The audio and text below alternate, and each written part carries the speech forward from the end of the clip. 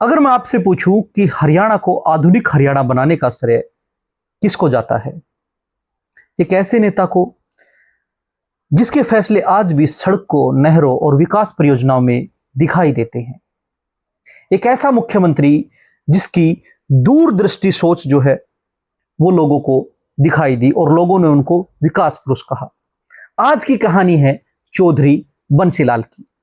1927 में हरियाणा के एक साधारण से किसान परिवार में जन्मे चौधरी बंसीलाल अपने मेहनत, दूरदर्शिता और विकास वाली जो योजनाएं थी, मजबूत जो नेतृत्व था, इसके दम पर उन्होंने हरियाणा की राजनीति में अपनी एक अलग पहचान बनाई। 1966 को जब हरियाणा अलग हुआ एक नए राज्य के रूप में, तो बहुत सी चुनौतियां थी। सड़कें कम थी, बिजली की पहुंच सीमित थी, विकास रफ्तार जो है वो भी धीमी थी। ऐसे में हरियाणा की बागडोर बंसीलाल ने संभाली।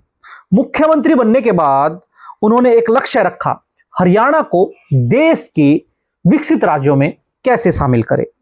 कहा जाता है कि बंसीलाल फैसले लेने में बेहद सख्त और तेज थे। अधिकारियों से लेकर मंत्रियों तक हर किसी को पता था कि लापरवाही बर्दाश्त नहीं की जाएगी। उनके कार्यकाल में सड़क निर्माण पर और नहरों के जाल बिछाने पर बड़ा जोर दिया गया। गांव को शहरों से जोड़ा गया, गांव-गांव में बिजली पहुंचाई गई, सिंचाई के लिए नहरों का जाल बिछाया गया। वहीं हरियाणा के विकास की नींव जो है उनके समय में मजबूत हुई। लोग कहते हैं कि उस दौर में गांव तक सड़कें पहुंची, बिजली पहुंची और उसी के साथ में बड़ी बड़ी परियोजनाएं जो है वो हरियाणा के गांव में पहुंची। उसके पीछे बंसीलाल की सोच जो है वो सबसे बड़ी वजह रही।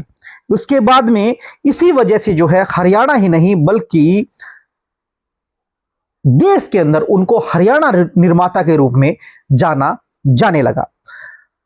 नेता आते हैं, नई परियोजनाएं बनती है, लेकिन कुछ नाम इतिहास में दर्ज हो जाते हैं।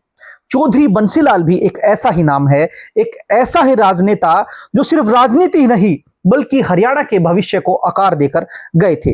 अगर आज चौधरी बंसीलाल नहीं होते तो आपको क्या लगता है, क्या हरियाणा इस विकास की रूपरेखा को, इस विकास की रफ्तार को पकड़ पाता? क्या बड़ी उपलब्धियां हरियाणा की नाम पे होती? हमें कमेंट बॉक्स में जरूर बताइएगा।